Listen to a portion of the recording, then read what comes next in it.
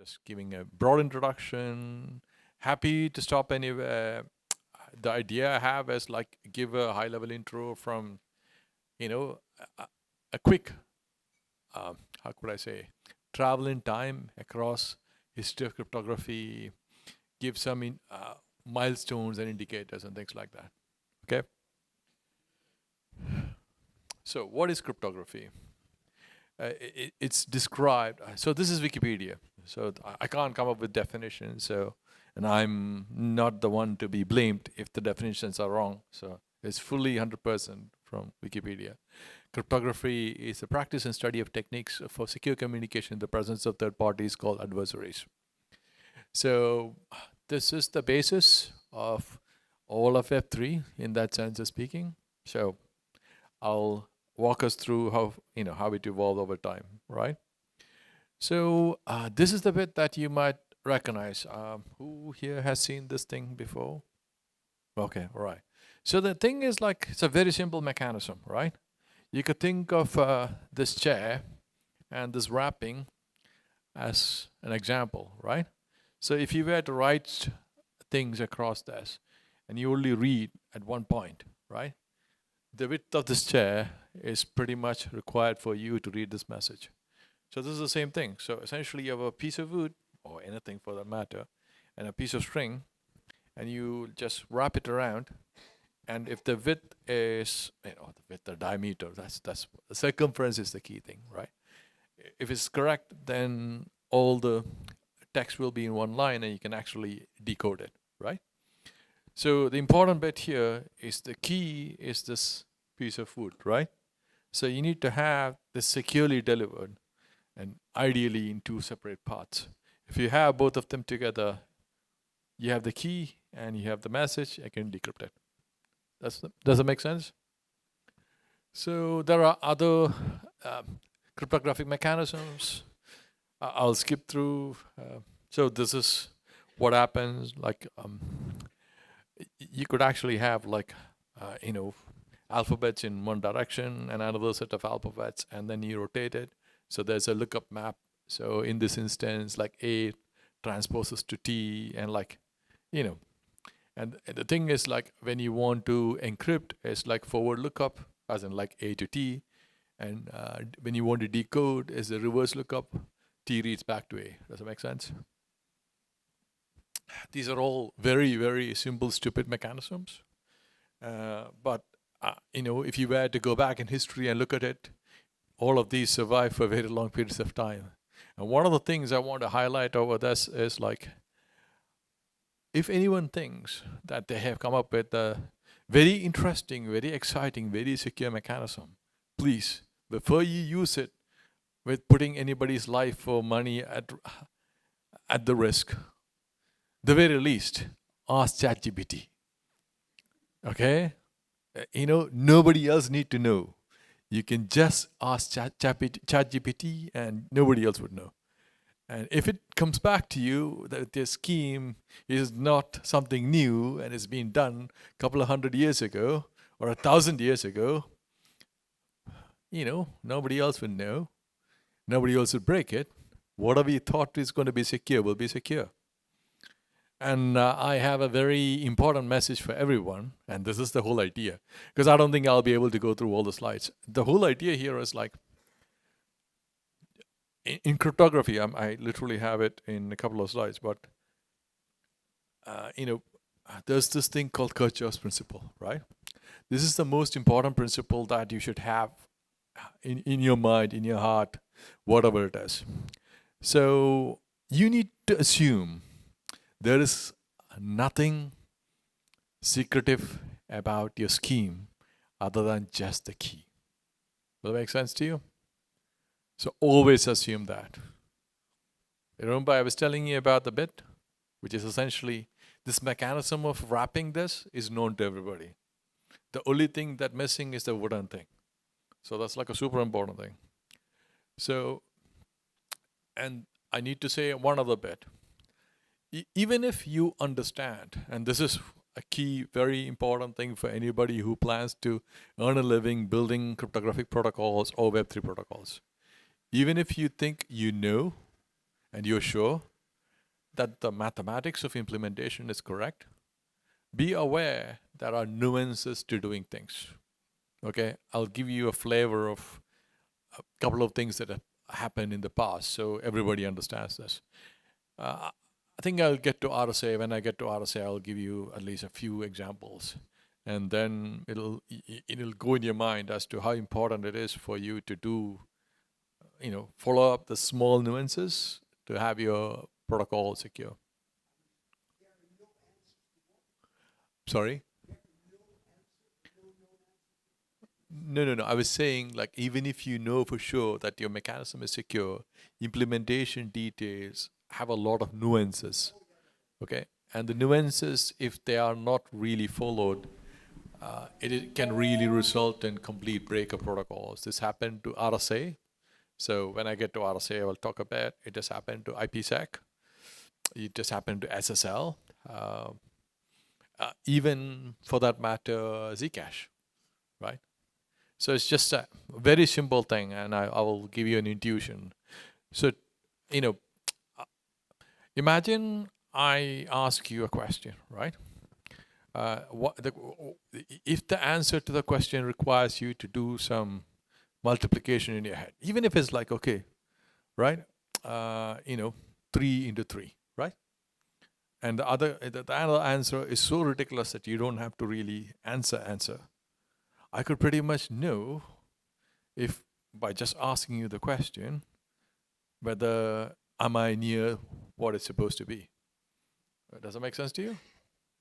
So I ask a question which is like 8.5, right? It's not really 9. You would do the computation. Make sense? So this is almost like a timing attack. Does what I say make sense to you? So there are questions when you are asked, like you could instantaneously say no, right? So I'll give you an example. You walk up to Yusuf, ask Yusuf the question, is Mark giving a talk tomorrow? The answer is yes, right? Straight up, he can give you an answer. You ask him a time, then he will probably take like a couple more seconds to just validate it, right? And the other way around, which is like if you ask him a no question, just essentially, is Mark giving a talk today? He doesn't have to think, he's a no, right? But imagine you ask the question, is Mark giving a talk tomorrow at 11:30 or something closer? He'll take more than the 0 seconds to give you the answer because he's thinking, right? This happens to the computers as well. So this is what you call a timing attack. And this has actually failed a whole bunch of cryptographic mechanisms which I described, like RSA, SSL, even Zcash. Zcash also had a caching function. Right, so cryptography over time had significant impact. And if you go back, you will realize that most of us don't really understand, the importance of this. I want to just start the story with Zimmerman telegram. Who here has heard about the Zimmerman telegram? 1, 2, 3, 4. Okay, so I'll summarize this thing. Okay. So my summary is not going to be historically accurate. It's literally giving you the intuition of what has happened. So there's a supposed telegram that was sent from Germany to some place in Latin America. It was, seems to be published. I mean, the question here could be, what bit of it was intercepted and what bit of it was edited. Because if it's a telegram that's being published, then the entity that actually sent the secure telegram, its integrity is compromised, right? And this literally helped UK to achieve a bunch of its strategic objectives in World War I. So I'm kind of saying why it matters and how it's normally done. Frequency analysis. Okay, I'll give you a very simple example. If you find an alphabet I, what do you think the next alphabet would be the highest possibility? It's a S, IS, right? Typically, so there's a whole bunch of things that actually happen. So you could actually go into English language, and you can recognize the language for the entropy. Okay, yeah, it's coming later, but don't worry, right? So in the classical cryptanalysis, right? So where you actually have replaced one symbol with another symbol, all the characteristics of a language will always remain throughout the whole thing. So you can look at the statistical properties of the language and figure out what the language is. And if you have like all the spaces and everything else still preserved, you will be able to figure out what it is, right? The E's remains the E's, A remains the A, and like all those things pass through straight. And all you need to do is work backwards, figure these ones out, and then figure out what the lookup looks like. Okay. And brute force. Brute force essentially means you look at a set of all possibilities and go through all of them until you find it. So it's like, imagine you have a lock and a bunch of keys in your hand. Brute force essentially means you put every key in the lock, try open it until you find the key that opens it. That's brute force. Ciphertext only attack. What does it mean? Okay, so a typical encryption mechanism. Okay, I need to give you a bit more of a flavor. All the stuff we have been talking so far is what we call the symmetric key cryptography. So symmetric key cryptography is like the key that you use to lock and the key used to open are the same. So think of a lock. So this lock has one key. You use the one key to lock it and the same key to unlock it. So you have another kind of mechanism, which is the asymmetric one. And I will talk about it in a short while, but the summary for that is like, you have a lock with two keys, and one key is public, it's all hung out there. The other one is the private key. So, you know, if you want to unlock it, you need to use your private key to unlock it. I'm just giving you an intuition, right? This is the whole classification. And this classification didn't exist in the classical era, because at that point in time, the only thing that existed was symmetric key cryptography. Okay, so this is where, you know, as I said, the importance of cryptography kicks in. So importance of cryptography has been there, and it has been demonstrated very vividly throughout the wars.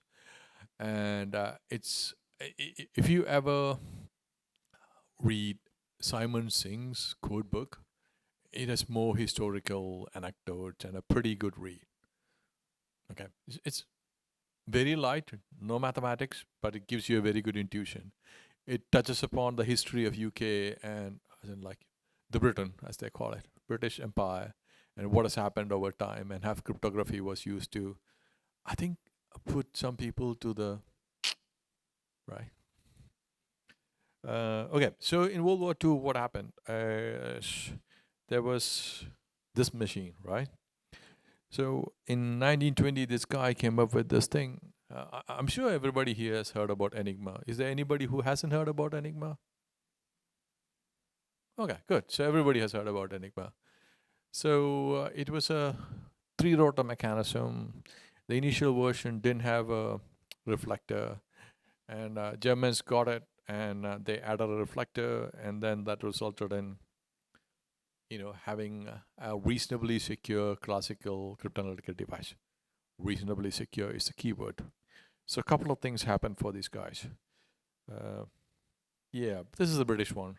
So before the British got hold of this thing, the Polish got hold of one of the devices from somewhere, and then the Polish started cryptanalyzing Enigma. And when Poland got invaded, all the guys who actually were involved in the cryptanalysis, along with the copy of Enigma, ended up in the UK. So that's a place called Bletchley Park. And I'm pretty sure you might have heard about Alun Turing, Turing's thesis. And yeah, I mean, there's a lot of stuff that's been done there. And the personal plug we have, is like both me and Mark have, is one of his main supervisor and one of my supervisors. And I call him both as my professor for both master's and PhD program. His name is Fred Piper. He's no longer there. He's passed away. So he was very instrumental in actually getting all these pieces back. So if you go there, you might see his name there.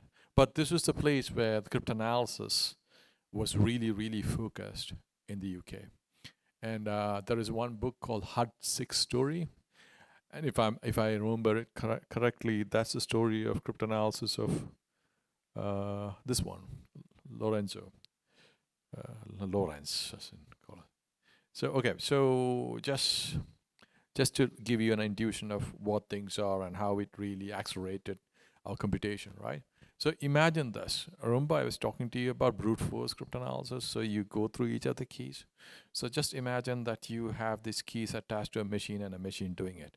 So that was like the first set of mechanical device that's used. And then what they realized is like, have any of you actually seen an old telephone exchange? Oh, okay, I see, like, okay. Right, there are a few of us. Okay, so the thing is like this. So, you know, there's racks of things that's stacked up. This is the rack of things stacked up. And you have like 0 to 9 in that sense. And each pulse, it goes this way, right? So as you go, you can actually have like, you know, how could I describe? Like every direction, you can have multiples of 10, right? If you have like 3 of them, you can actually have 999 connections with some things here and there, right? So that's how you scale it. So effectively, you can actually use this relays and a rotating mechanism to have like you can send a pulse and you can translate to a mechanical action. So, you know, that's the first set of things that I managed to do. So they got this working for the mechanical piece. And as I'm assuming the Germans figured out that the Enigma, so the version of the Enigma that seems to be a bit more harder was the naval Enigma. So the naval Enigma was a variant of the Enigma that was used by other parts of, I don't know how you pronounce it, the German, whatever that thing is, starts with a W. It's the German equivalent of a German army. Yeah, Mars, yes. So yeah, so what has happened is like they actually ended up finding U-boat, because this is the storyline. So what has actually happened is like British and everybody else, their subsistence was pretty much dependent on the shipping. And because they had U-boats, and U-boats would actually triangulate, figure out where the shipping lines are and torpedo them. So the key thing to do was to figure out how best to figure out what the communication between the U-boats and the naval command was. So there's a book called Seizing the Enigma, and it kind of describes the operation by which these guys actually got a copy of Enigma and the code book and a working machine, right? So once that happened, it was clear to the Germans that, okay, it wasn't great. So they had this extra machine, which was even harder, and it's called the Lorenz machine.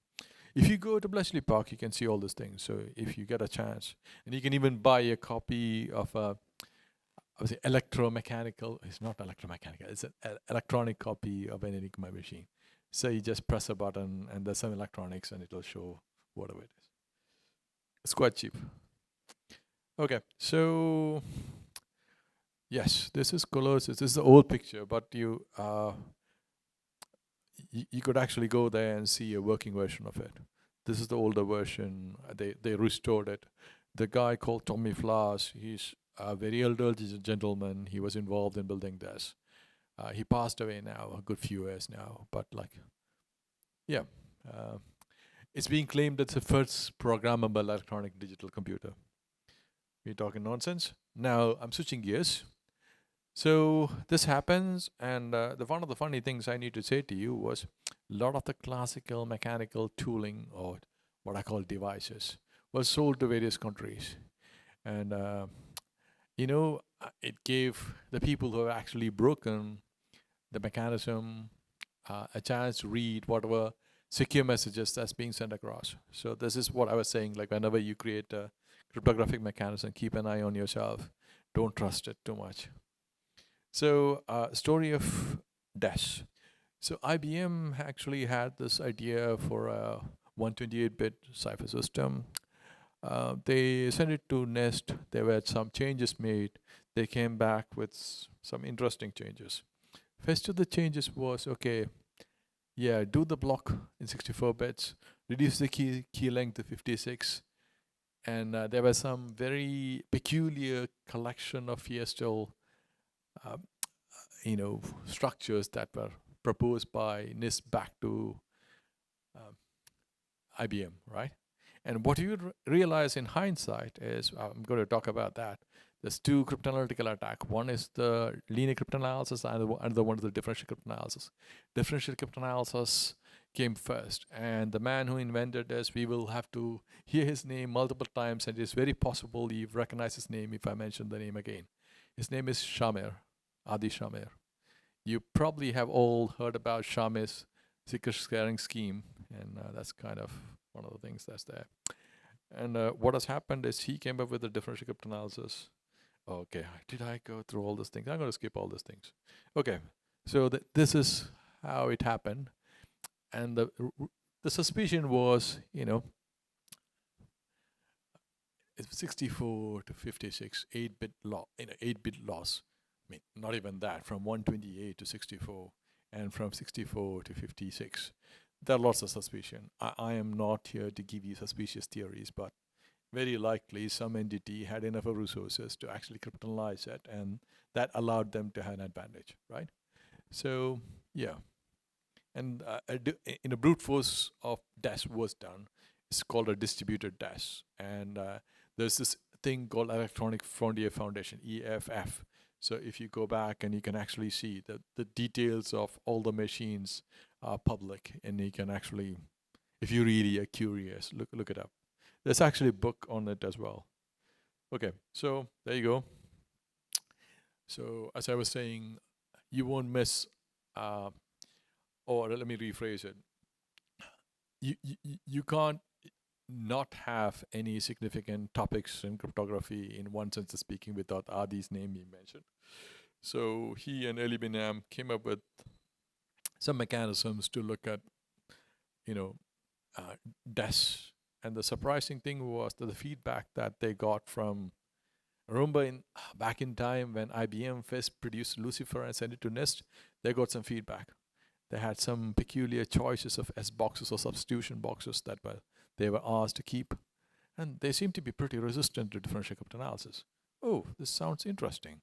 How come they know these were very resistant to that, even before the attack was known public? So that tells you, in some sense, there exists a bunch of knowledge about cryptographic mechanisms that might not be in public domain, that might be slightly ahead of the curve. Okay, so this is linear cryptanalysis, essentially slightly different from the previous one. The complexity of doing that is different.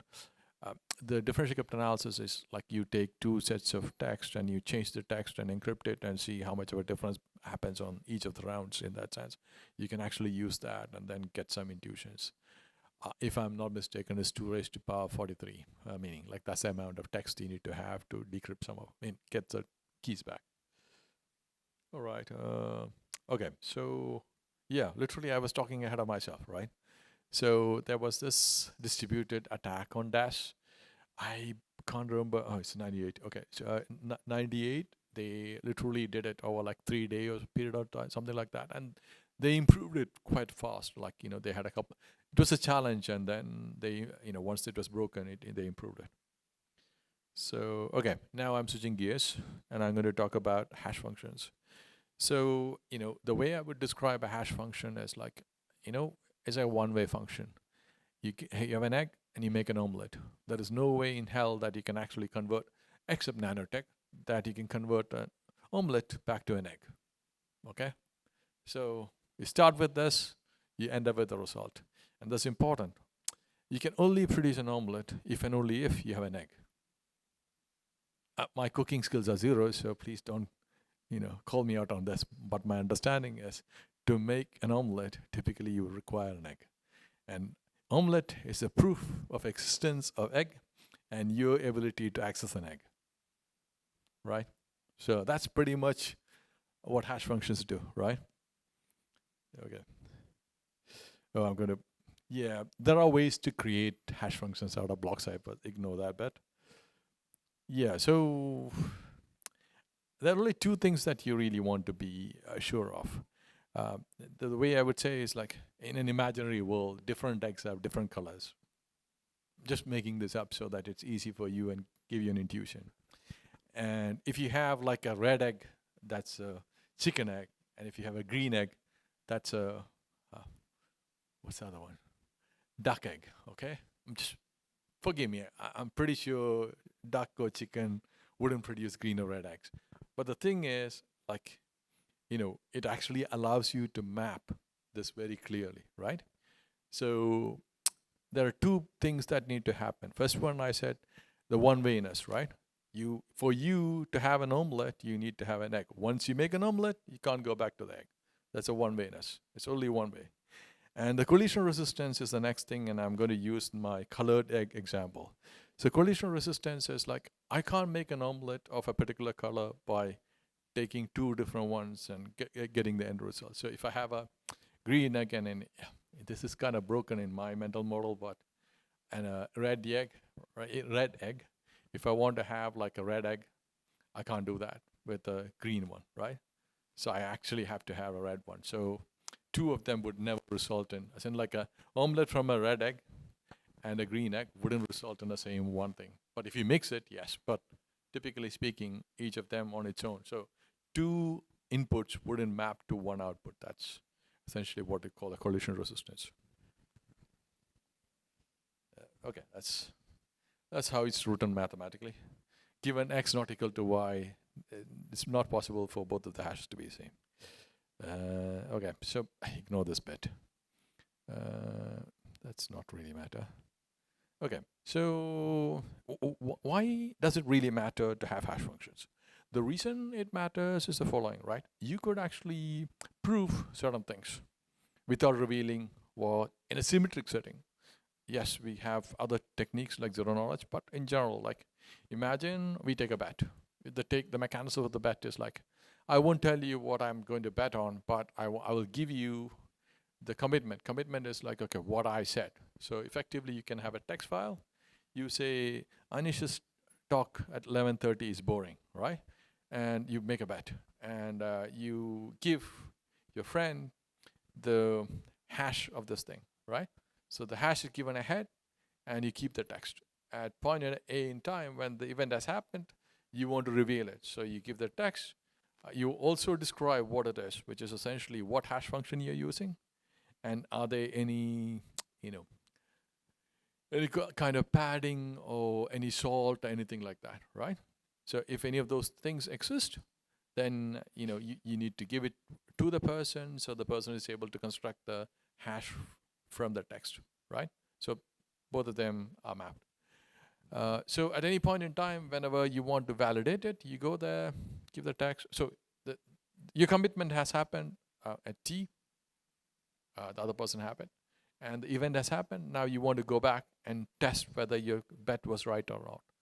You then, when the bet is right or wrong, I mean, if it's wrong, then you don't even have to go there because you lost it. There's no way that if the hash function is the right one, it's going to give you the hash function, the commitment. It will result in the commitment which you gave, right? So effectively, what's going to happen is like if your bet was right, you want to prove that your bet was right. So you need to give the text.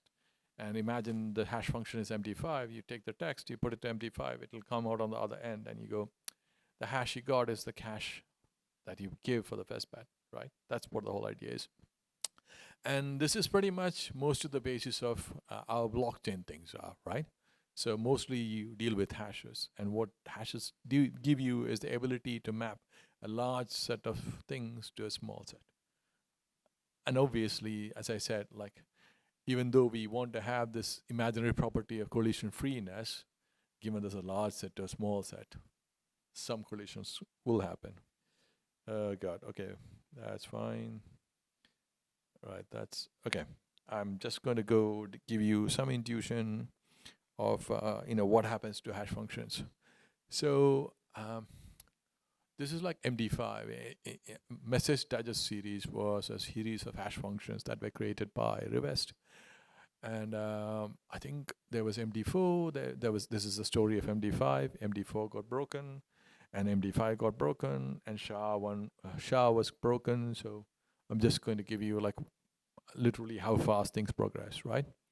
So 91 it was created. 93 somebody said, okay, you know what?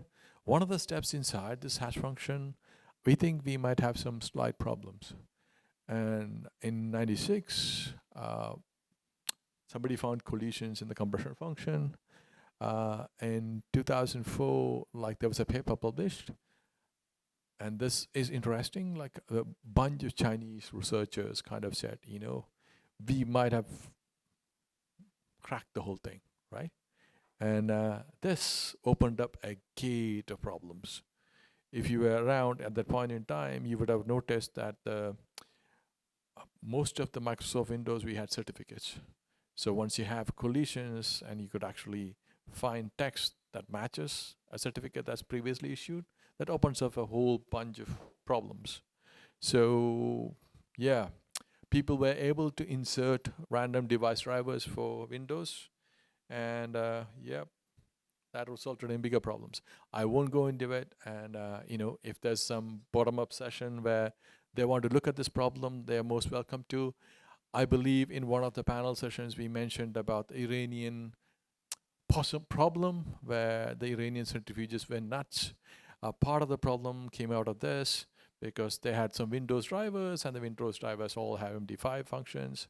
And because MD5 broke, it was much more easier for anybody to write a driver and still be considered signed driver for Windows. And Windows doesn't say anything. All right, what's the birthday paradox? Okay, let's think about this.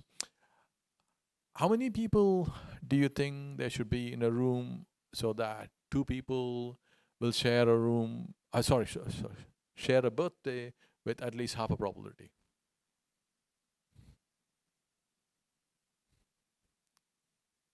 And give it a try. Sorry? What? Okay. Right, okay, so that's kind of where it is typically square root. And this is a typical problem with hash functions, right? So when you typically have like n bit length, so you get n by 2, and if you brute force it, does that make sense? So typically if you 128, the birthday attack will give you up to 64, right? So just giving you an intuition of how to measure security. And why am I saying all of this? All of this has a lot of implications for anybody who works in Web3, right? So all these things have happened in the past, and all these things will happen again in the future. Then, okay, I'm going to switch gear and give you like a quick intro to history of public key cryptography. So there is this construct, this is missing that bit. So you all know Merkle, right? So Merkle, one of his very early contributions, Merkle tree was actually found by somebody else. His name got associated, but Merkle is an amazing guy, both as a human and as a inventor, discoverer, whatever you call it. So he came up with this construct of Merkle's puzzles, right? This is possibly the first set of public key cryptography mechanism. Remember I talked to you about a lock with two sets of keys, one is public, one is private. So this is very simple. You actually publish a book of all puzzles, right? And when you want to communicate, say I want to communicate to John, I just, there exists this book. The thing that I am communicating to John is, 2 and 158. So of the book of a couple of thousand puzzles, he only needs to solve the 2 of them. So the trapdoor information that I send him is this information about the specified number of the puzzles to actually be solved, so he can use it to, share messages, securely share messages between me and him. If you're an adversary, you have to actually solve all the problems, right?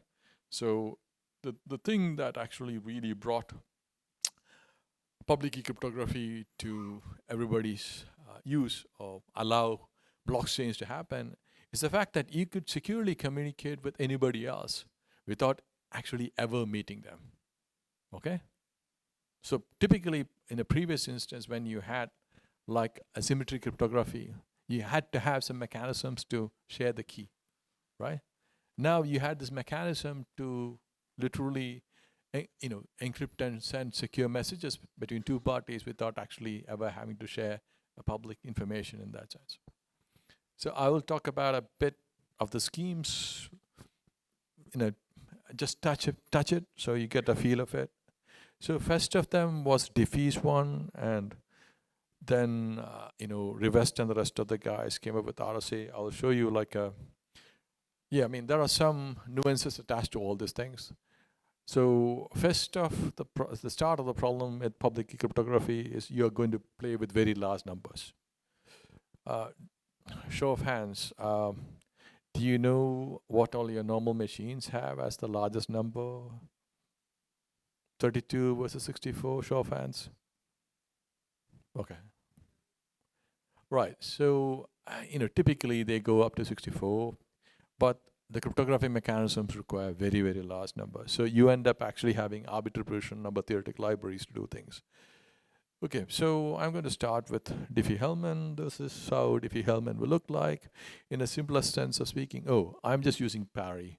There's this thing called parity GP, and it's kind of a superset of cryptographic number theoretic libraries that allow you to do things and test for yourselves. And I like it because it's easy. Sorry, I'm too lazy.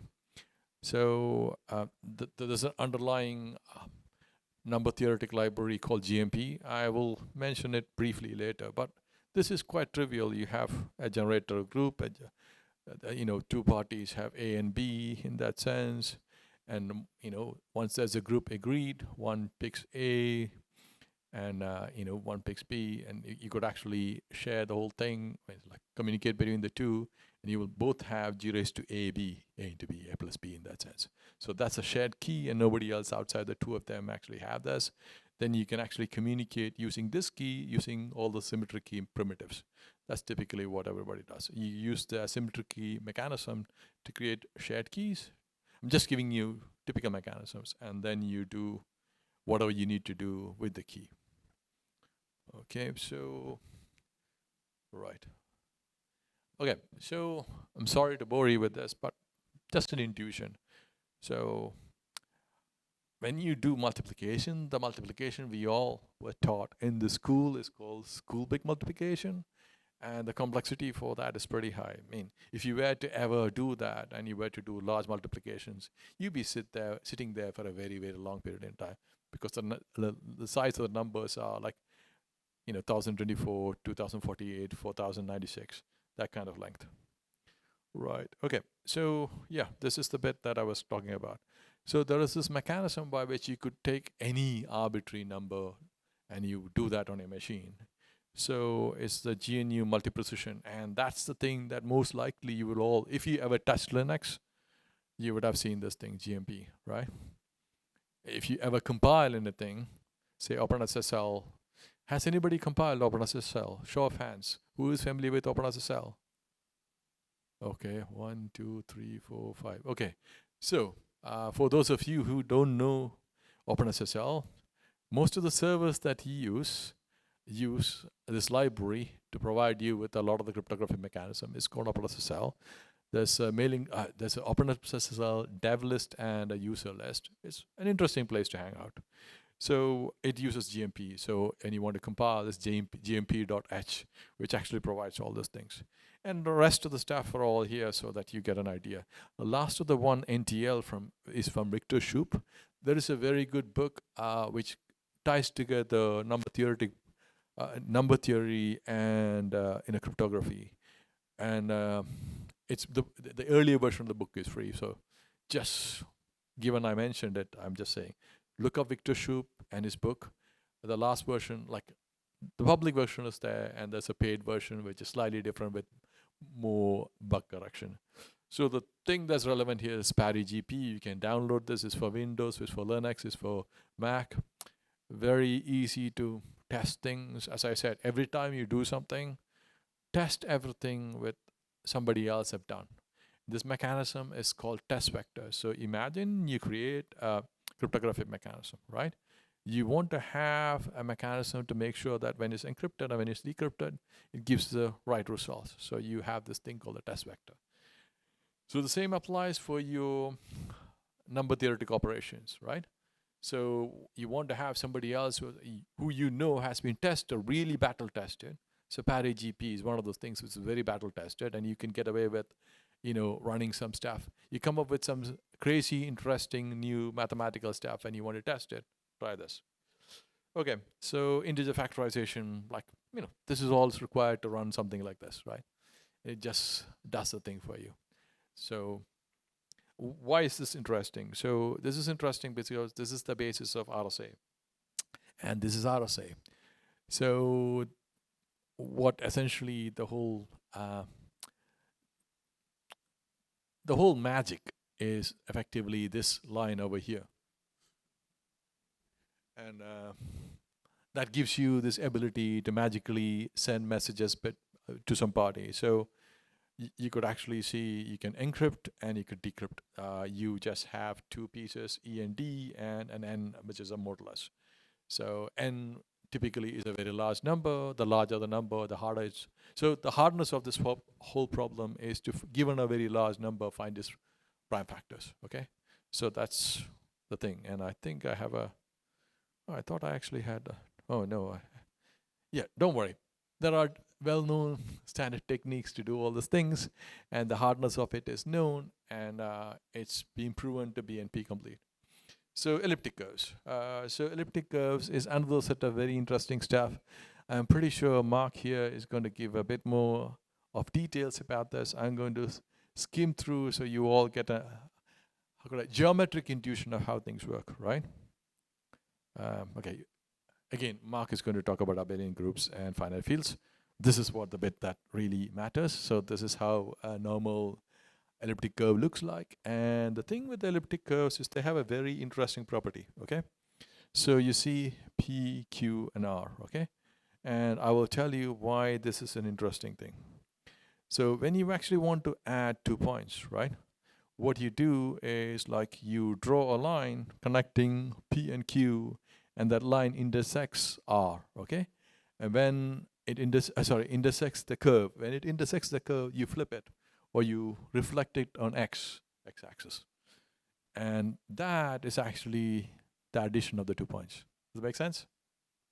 So point P, point Q, you connect a line, it hits the curve, you drop a line from there onto the x-axis, right?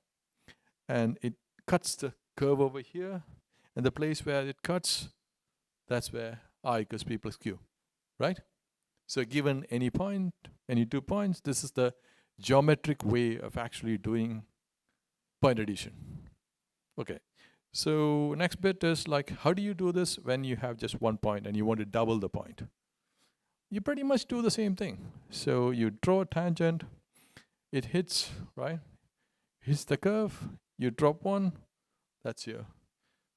Okay, so you take a point, you draw a tangent, okay, that's only 1 point, right? You want to take G plus G or P plus P. It goes, hits there, it's minus 2P or 2G. You drop a line, as I said, this is 2G. You can continue doing this, and you just up to 8G right now, 8 times the point being added, okay?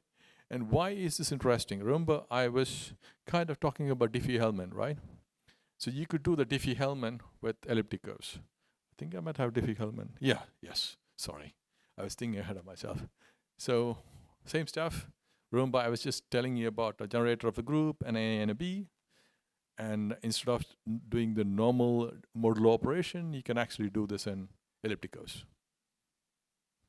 So, if you go back and I say, just to give you, imagine I randomly pick a point, right? We currently have a few points here, but if you pick one of them, and I tell you what the generator, where we started, how do you figure out how many times you have jumped around the thing? So essentially, that's the kind of question. If this is the points up, the number of points are small, then it's easy. If you have a very large number of points, it's pretty hard to find this. So that's the elliptic curve Diffie Hellman problem in that sense. And this is the basis of security for Bitcoin, Ethereum, and a pretty large number of whatever we call blockchains, L1s, L2s, everything else. Right, okay. So this is how it looks like. This is one of the curves. Oh, I am going to not talk too much about the curves. There's a bit about the curves. So, okay. It's a signature scheme that actually uses elliptic curves. The thing I wanted to tell you is this is how it looked like. Oh no, should I actually give you? No, I think the only bits, I don't have that much time. Let me see. Yeah, I have only very little time. Let me just give you some intuition so you can, so don't randomly pick any curves. That's the first message I have to tell you, right? Remember, I was telling you, this is more a story of cautionary tale, like, don't pick things, don't do things, rather than do this, right? So what we need to think about from a cryptography perspective is like, don't take anything for granted. Unless there's proof, assume the alternative, okay? And that's like a very important thing in cryptography and security. Don't take, anybody, that includes me, tells you that I have come up with a secure scheme. The probability that's secure is unlikely, right? It's like me telling you, I bought a lottery ticket, I'm going to win it. What are the odds? The same applies to designing a cryptographic mechanism. So anybody turns up to you and says, you know what, I designed a scheme and it's secure. The odds are stacked against the person who says that. So keep that in mind, right? And this applies to curves. So these are kind of like a bunch of curves that are there. And funnily enough, there was this company called Certicom. Yeah, there's a bit of a history behind this. The storyline is Alfred Meneses. Oh, for those of the people in the room who are from India and who know Goa, show of hands. Okay. So Alfred is actually from Goa, and he's one of the guys involved in creating elliptic curves, elliptic curve cryptography. His master's thesis on MQV scheme. So, for those of you who are from Goa, you fellow statesperson, whatever that is, Goan is the guy who actually came up with the scheme. So Alfred Meneses, he was in University of Waterloo. He was, I think, Paul's PhD student. They created a company called Certicom. Certicom got bought by NIST, and all the intellectual property for elliptic curves went into NIST. Okay. There might be or might not be conspiracy theories. You're welcome to go search those things out. But in general, NIST gives you reasonably good standards. Okay. Take it with a pinch of salt. There might or might not be, conspiracy theories around it. Going back, if you remember Lucifer, I talked to you about it. And what happened to IBM's, first proposal and what came back. Right. Okay. So there are a few techniques to do factorization. I'm not going to go into detail. If you really want to go into detail, that's your man. And you bother him. And if he refuses to come to me, right?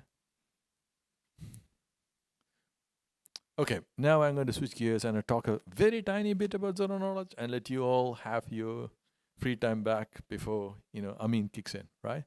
So there's this standard question, it's called where is Waldo? It's a children's comic thing. The thing is, like, if you find this and if you point to somebody, the other person knows this. And how do you actually prevent this from happening? So this is what you do. You get a very, very big piece of paper, cut a tiny hole out, and the size of the paper sheet has to be massive compared to the other one. The larger the size of the paper, less of the chance that the person could actually figure out where in the thing it is. So kind of like this, right? Otherwise, if you put it, if the size of the bigger sheet is more or less the size of the smaller one, it'll be pretty trivial. They will know exactly where it is. So here, the mechanism is like you prove. So this is what you call a zero knowledge. Zero knowledge is like you have a claim. The claim is what? The claim is that you found Waldo, right? You know where the Waldo is. And this is the mechanism by which you prove to the verifier, right?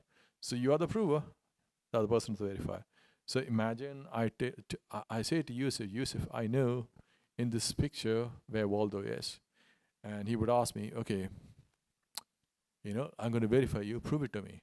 So I take the Waldo, I take a big sheet of paper, cut a hole, ask Yusuf to turn around, look the other way.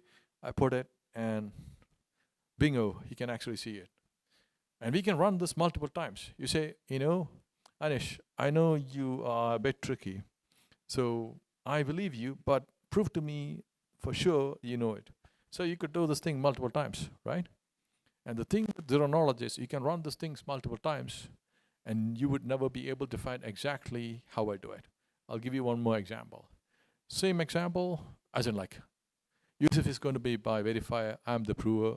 I make a claim, I have this ability to escape from this room without using the door, right?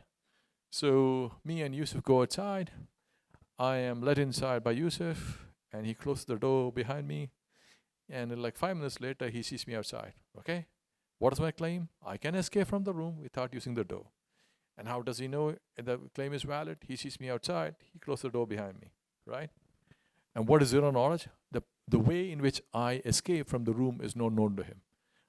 How does he verify my claim? He knows the fact that I have the ability to escape because he sees me outside, right? This is zero knowledge. So this is the beauty of zero knowledge. You can run this thing as many times as you want, but your zero knowledgeness still remains. And there is 2 other bits that's really mind-blowing. And it's up to Mark to give you a lot more intuition. So I'm stealing his thunder, the soundness and completeness. And I will give you the intuition so you get an idea of what it is. So imagine, like, if I had to prove to Yusuf whatever I'm saying, 2 things happen. One is like, I can only prove to him is true if and only if I'm telling the truth. Okay? That's the soundness bit. Completeness is, as long as I am telling the truth, within this finite period in time when we are running this protocol, he will be convinced that I am telling him the stuff, or he'll be convinced the statement is true. So can you imagine in your interactions with other humans where you really don't want to reveal certain data, but you want to prove that what you say is true? I'm sure a lot of you are familiar with those situations. You say something to somebody and you say, I really didn't do that. You just want to provide proof, but without revealing the details of it. So imagine this. This is mathematical ability or magical ability where you could actually prove to the other party, A, that you're telling the truth, and you be assured that as long as you tell the truth, the other party will be convinced that you're telling the truth. That is the magic of zero knowledge. So, switching gears, I'm going to, soundness, okay, ignore it.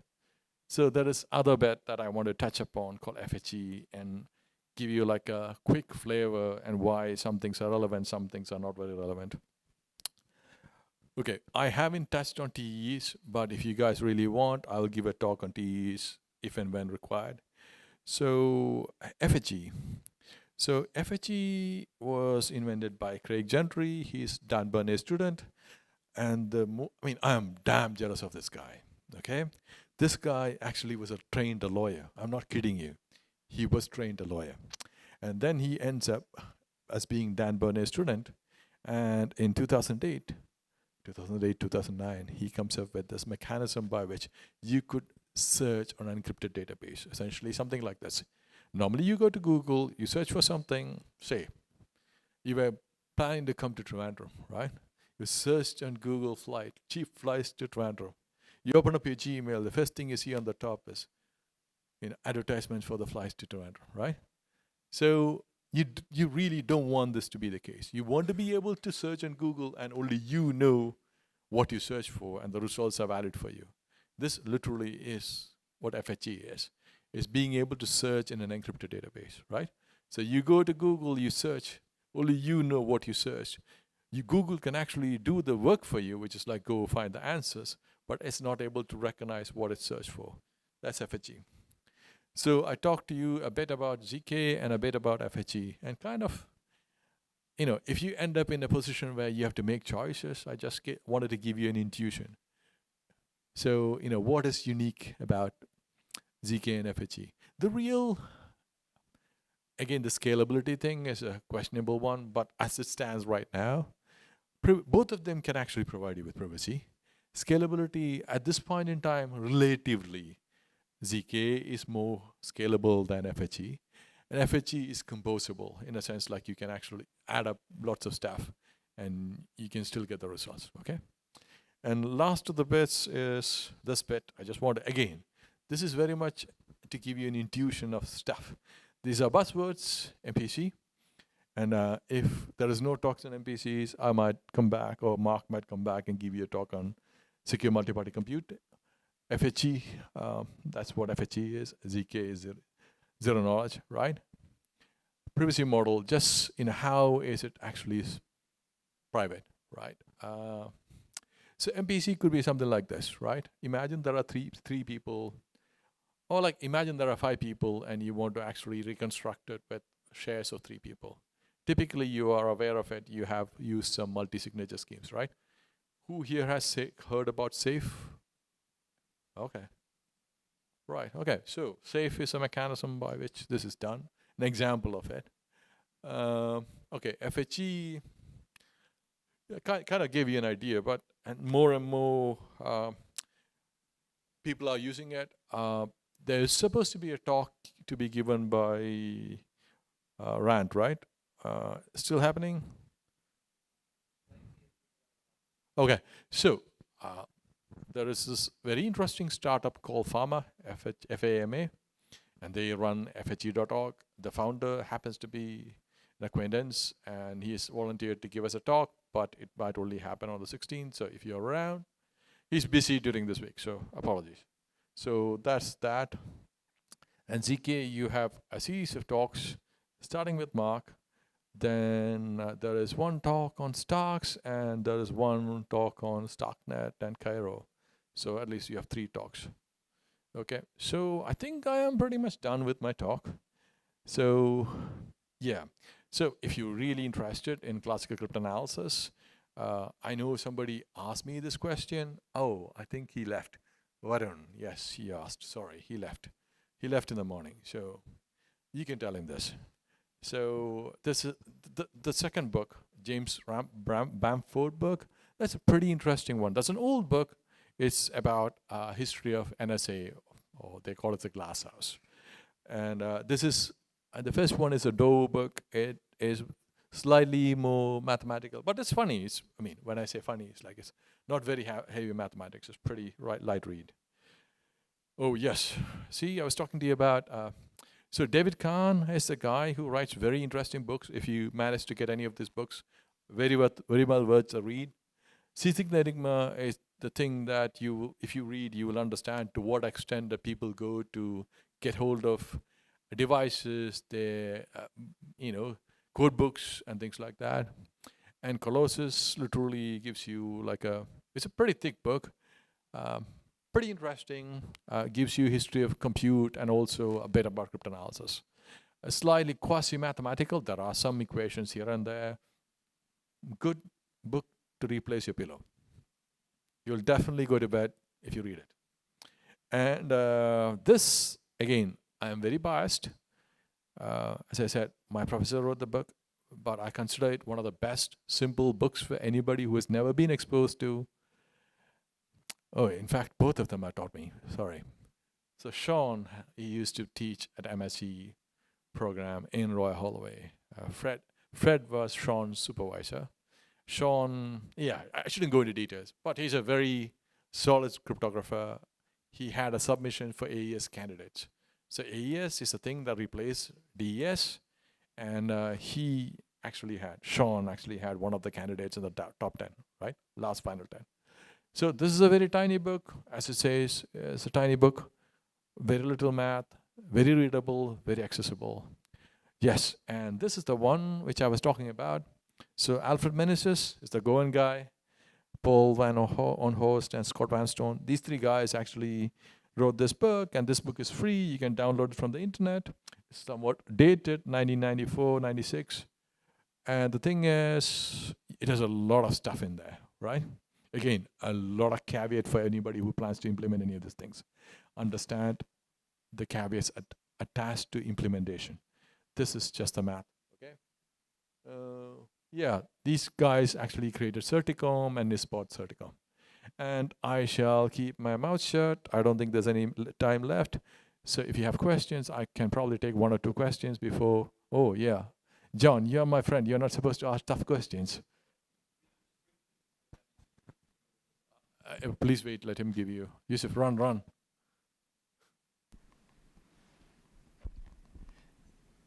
Thanks, Anish. So bringing things into the real world for a second, you talked early on really interestingly about, okay, so we've dealt with mathematical hardness. You've spoken of Kirchhoff. What about implementation flaws? Oh, there's a lot. Yeah. There's no dearth of implementation flaws, right? So, if you just, going back in time, I mentioned OpenSSL. Just go to any of the CVEs and type in OpenSSL, or even Google. Look at OpenSSL vulnerabilities, and you can actually see like a long list of them. So when humans implement anything, it's very likely there'll be a bug. What I was going to ask really was, is there any hope of provable implementation security? Okay, this is going to be probably a few talks in that sense. So you can actually have certain characteristics. So again, going back to Fred, Fred has another student called Kenny Patterson. He's one of the guys involved in creating provable security. So Fred is like, I'm biased, but it's actually a statement of fact.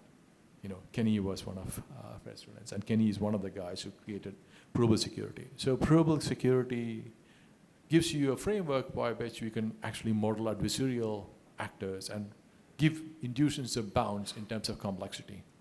That is one thing. The other thing you could use is languages with formal proofs.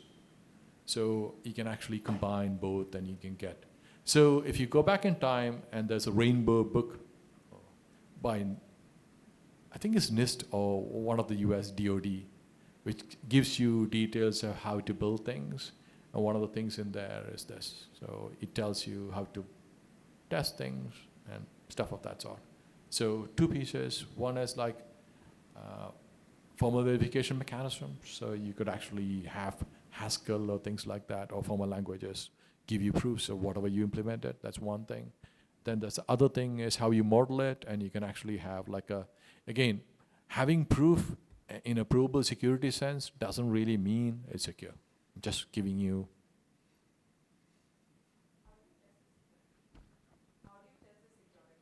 Oh God, okay, that's a really hard question. So I'll give you a bit of an intuition about how it's done for hash functions.